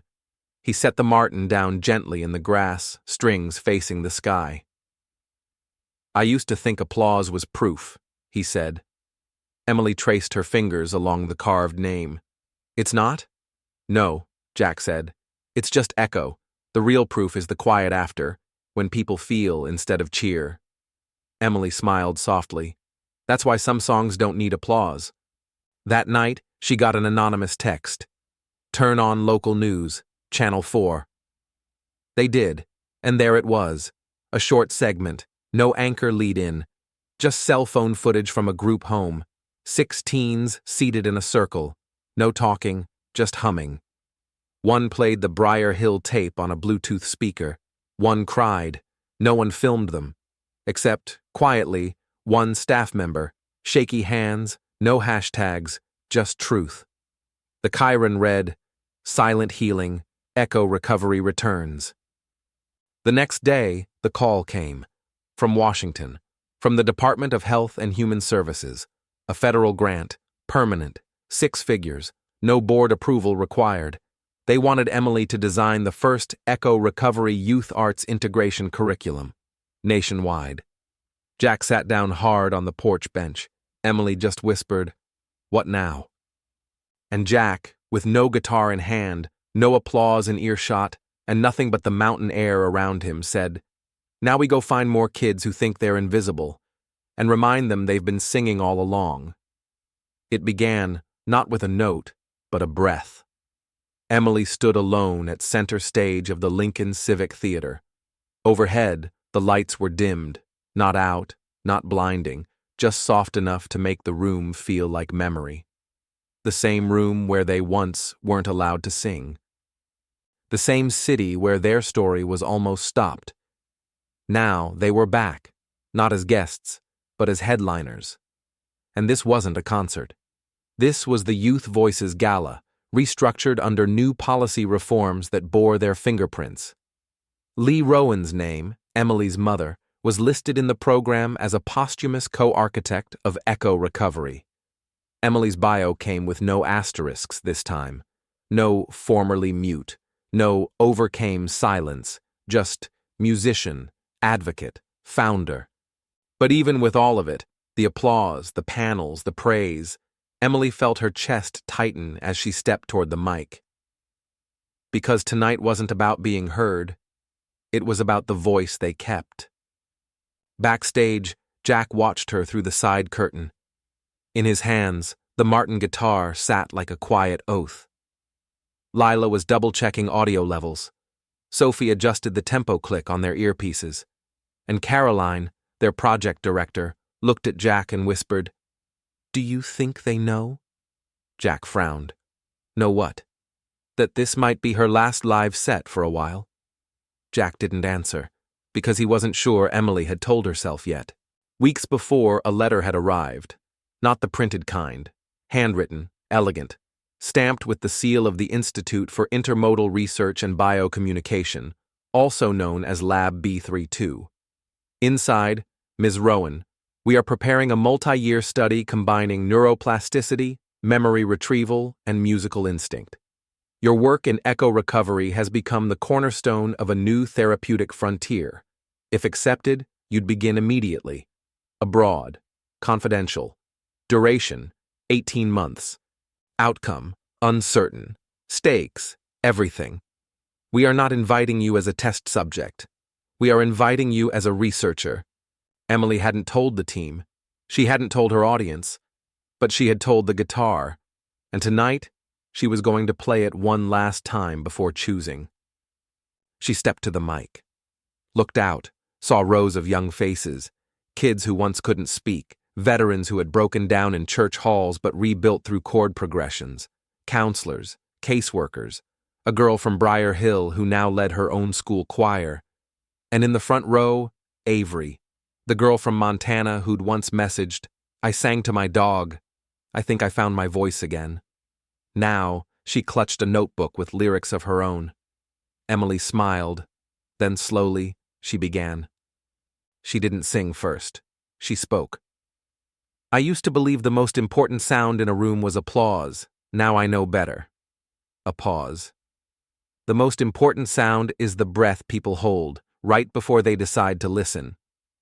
She reached for the Martin, plucked the first chord, no effects, no synths, just skin on strings. The song, not a crowd favorite, not one from any album. This one was private, written the week her mother died, never released, never recorded, titled only in the corner of her notebook, "The Voice We Keep." The lyrics weren't grand, they were small, built from hallway echoes, coffee spoons scraping mugs, the click of a lock when no one's coming back, and somehow, everyone in the room heard themselves in it. Jack closed his eyes. Sophie wiped a tear. Lila whispered under her breath, "It's goodbye." If you've ever loved someone enough to carry their voice with you, leave a number 10. You're part of this finale. After the final note, there was no rush to stand, just stillness. Sacred. Then one hand clapped, then two, then all. But Emily didn't bow. She walked straight to the edge of the stage, stepped down, and knelt in front of Avery. "Do you want to play?" she asked. The girl froze. "I can't." "Yes, you can," Emily said. "I'll play with you." She took Avery's hand, led her up, handed her the guitar, and stepped back. It wasn't perfect. The mic buzzed, the rhythm faltered, but the sound that came out, it was real, pure, unshaped, unapologetic. And when Avery sang the last line, the room didn't explode. It breathed, like a wound remembering how to close. Later that night, Emily stood on the balcony of their hotel, the wind cold against her skin. Jack joined her. "She's got it," he said. Emily nodded. She always did. He held out the letter from Lab B32. "You're going?" Emily didn't answer right away, then, "Yes." Jack nodded slowly. "I'll keep the studio running." "You won't need to," she said. "They will." She pointed toward the three kids inside. Lila mixing stems, Sophie organizing submissions, Avery reading aloud from her notebook like she'd been doing it forever. Jack smiled. "Then go make the science catch up to what the music already knows."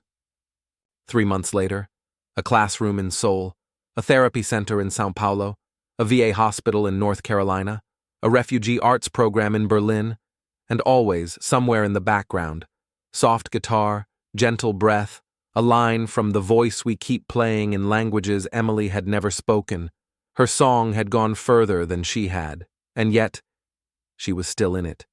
Not in the applause, but in the silence that followed. The letter sat unopened for 3 days. Avery had tucked it into the back of her sketchbook, behind a pencil-smeared drawing of a microphone wrapped in ivy. She wasn't ready. Not yet. But tonight, the house was quiet, the kind of quiet that pressed against your ribs.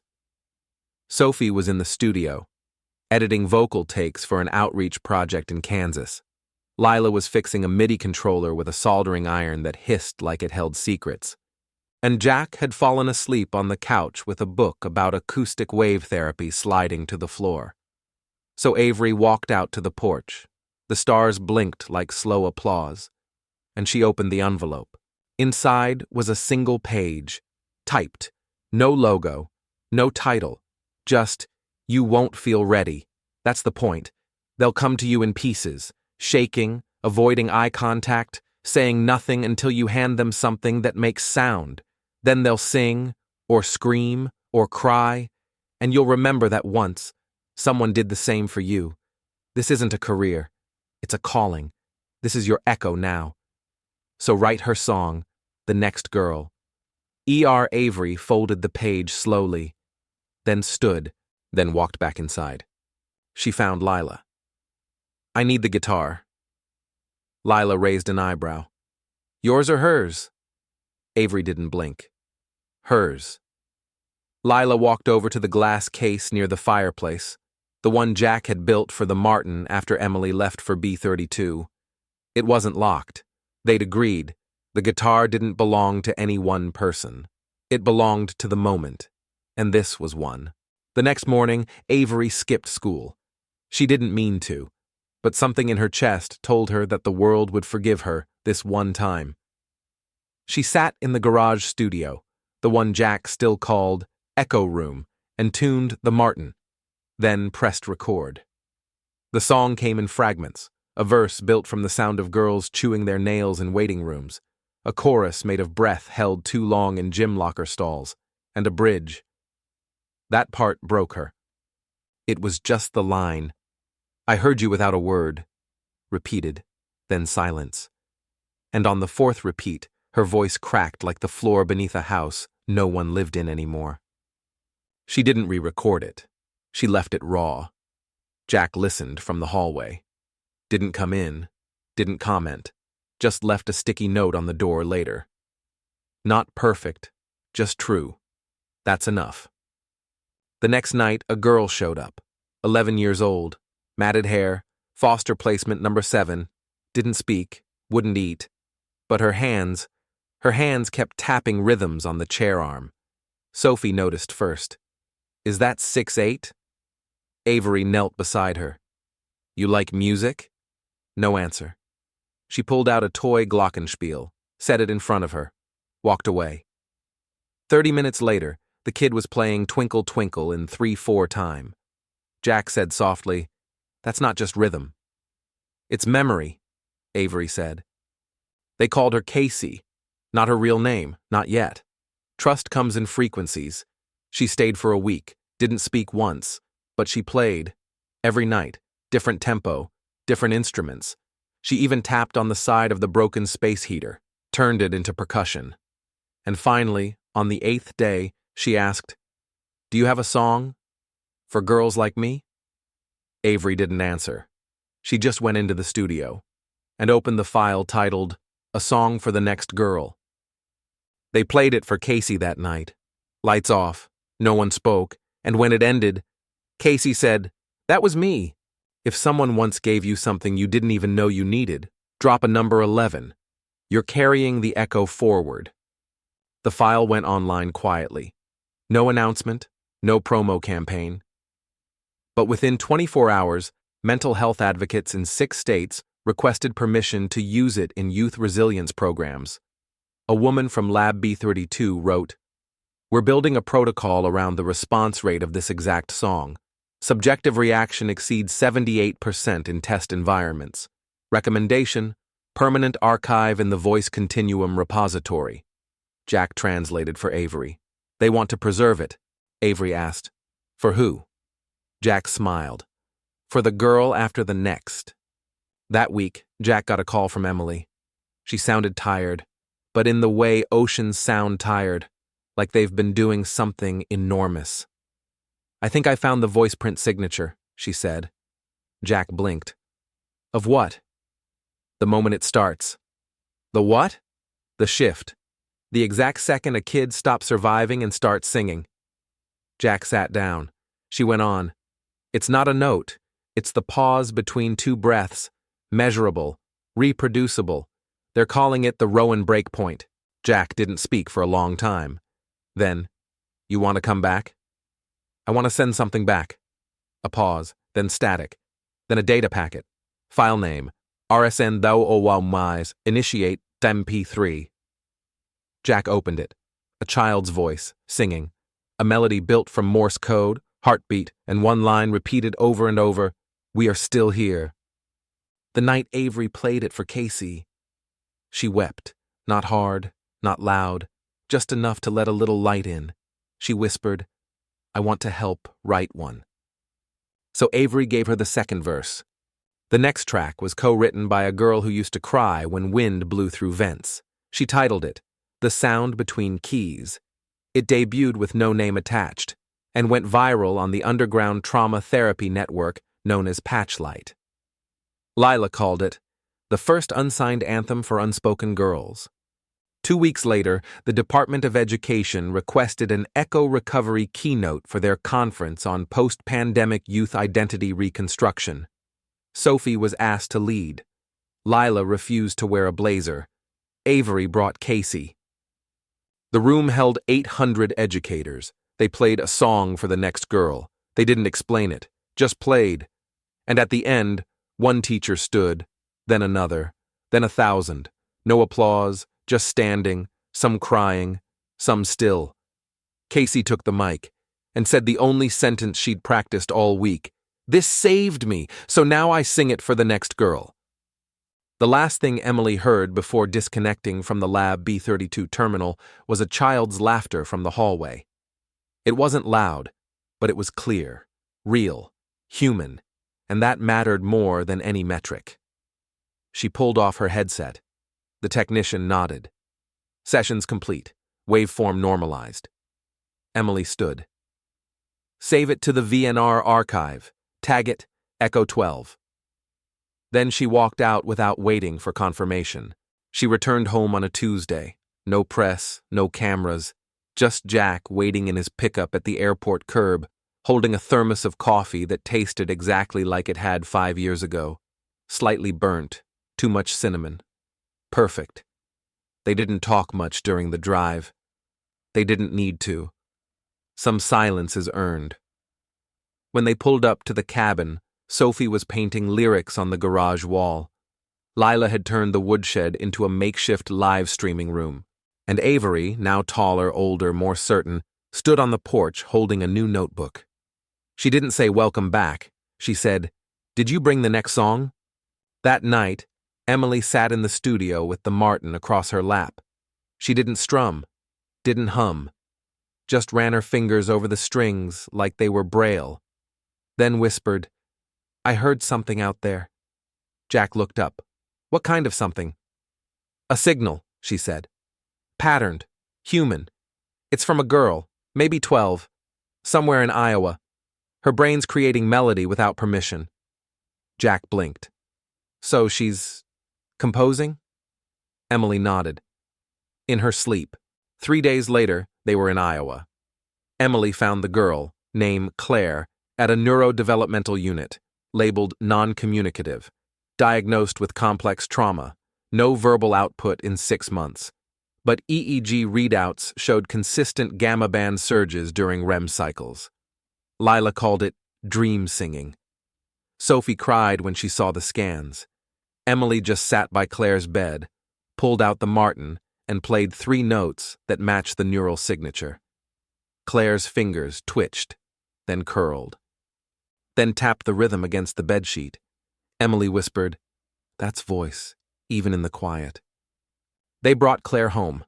Not legally, not officially, but safely. She joined Echo Room within a week. By day 10, she was harmonizing with Casey on a new track called Thread of Light. By day 15, she spoke a single word: stay. If you've ever found your strength inside silence, drop a 12. Let someone else know they're not alone. 1 month later, the song Thread of Light premiered at the United Nations Children's Rights Forum. No one performed it.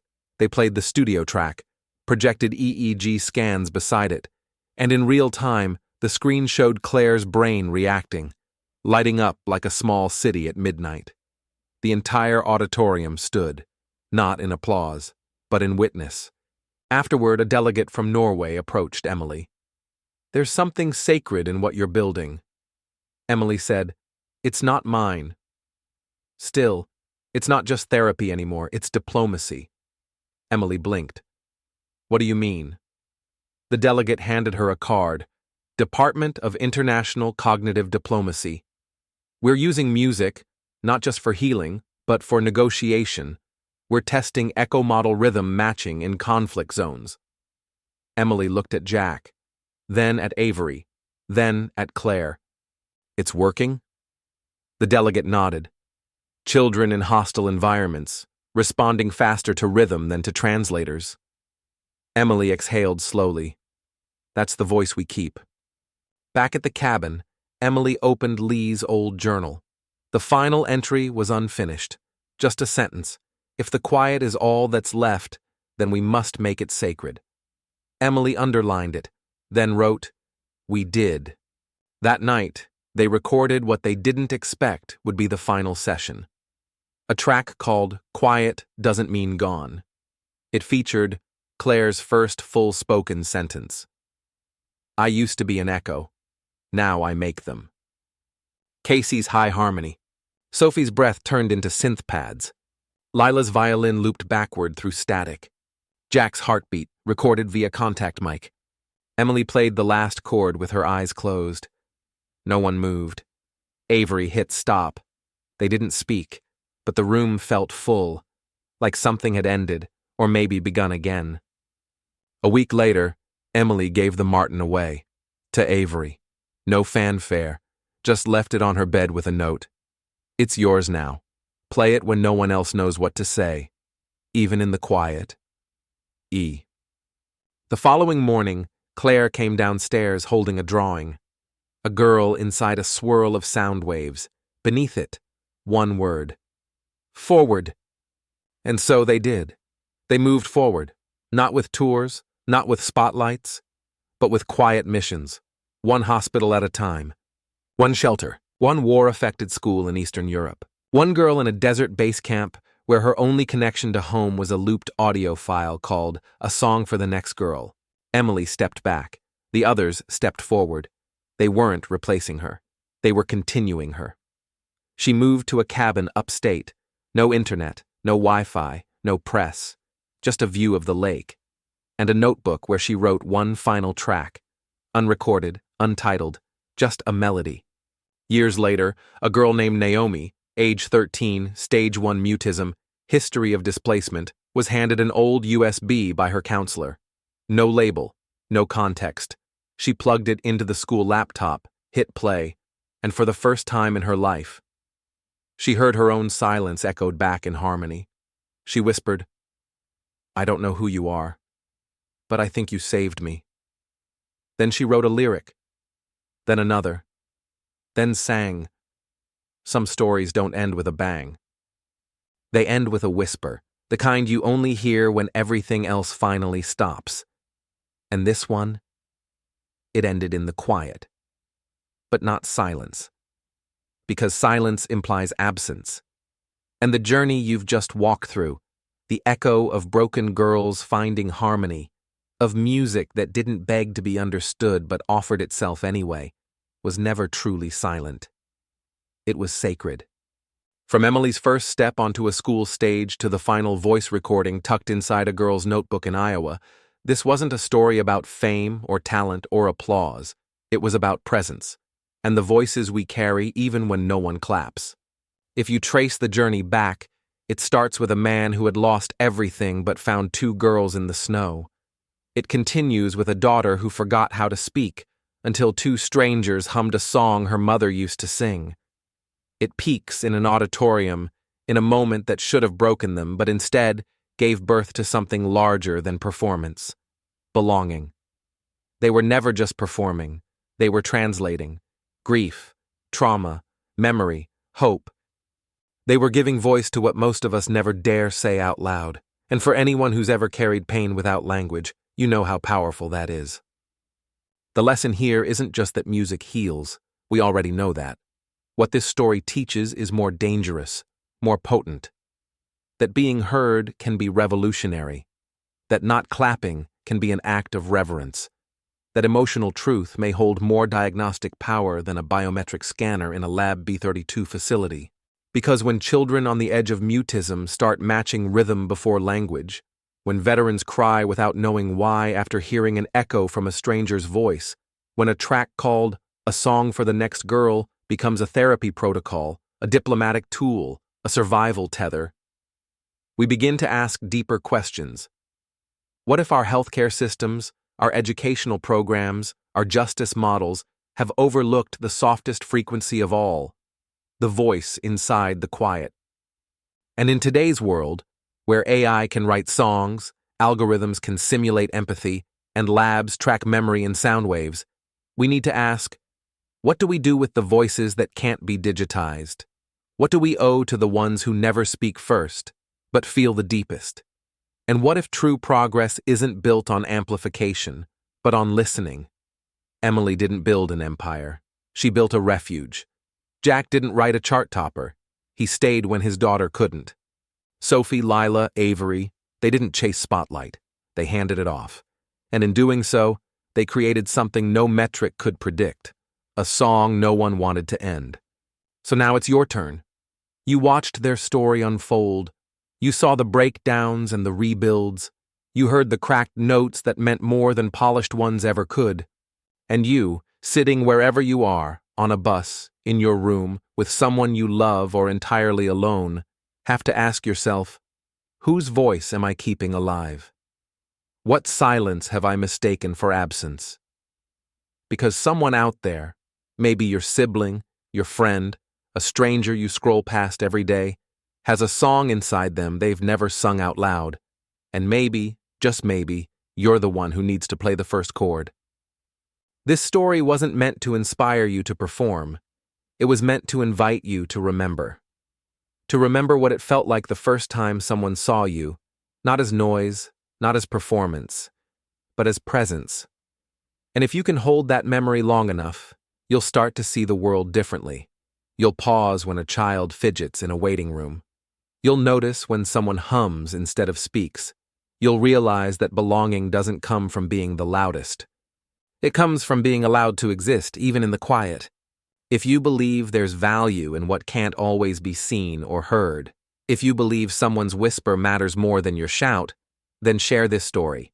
Not because it's feel good, but because it's feel true. And the world doesn't need more noise. It needs more resonance. So, if you believe every girl deserves to find her song, if you believe healing can be quiet but powerful, leave a number 5 in the comments. And pass this video to someone who once thought their silence made them invisible. Because they're not. They're still here. And they're still singing. Even in the quiet.